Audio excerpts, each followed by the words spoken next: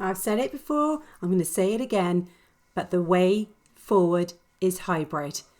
Those are hybrid events I'm talking about. Those are the kind of events that involve in-person audiences and virtual experiences. And I just think they're going to be the norm. And actually, as an event host, I bloody love them, because an event with hybrid element to it attracts both in-person attendees, virtual attendees, twice the opportunity to talk to your customers.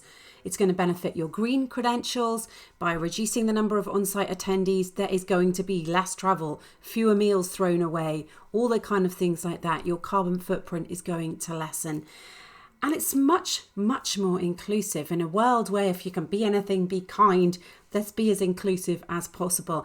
People can connect in person if they want, but it also gives those who just can't turn up because of, ill health, travel reasons, financial issues. The opportunity to engage virtually means they can still be involved. And by reducing that barrier to entry, it's giving more and more people the opportunity to interact with your content and your brand. Your sponsors are going to be happy too, because they get double the exposure, as well as hosting your event in a digital space and an in-person space. It just increases the opportunities for brand awareness and for leads.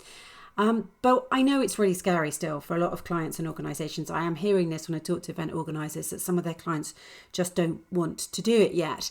And I think it's because you can't imagine what you don't know. And people are also worried about the cost and the practicalities.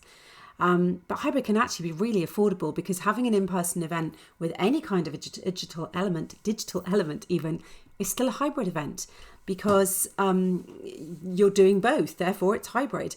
And it's much more affordable and convenient that way. And I think this is particularly the case if you're just going to have an in-person event and not have a live element virtually at the same time. So just the in-person event. But if you then invest in really good high production values to record this event, good broadcast quality, cameras, sound, vision mixing, and some decent editing, you will just get so much from that. You will have all this high quality recording.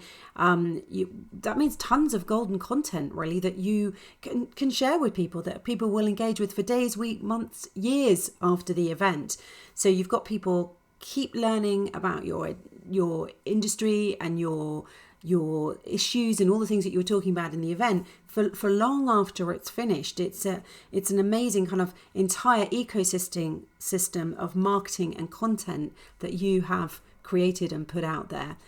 So I think you need to get really curious about hybrid. You need to consider the possibilities that are endless, really, for it. The event platforms themselves are just developing all the time and being really impressive. And then there's all sorts of other technology that's getting involved. If you want to get more into it, there's VR, AR, facial recognition, XR, extended reality as well, I should have mentioned, Bluetooth, live translation, QR codes, holograms, digital photo booths. There's just so many things, so much incredible tech doing stuff. But even if you don't use all that tech, you can still just use the basic and really get involved in hybrid. So I think, as I say, get curious about it, talk to the kind of people that are going deep into it already, or just dip your toe in, as I said, by recording the content. But whatever you do, I think you have to make it hybrid.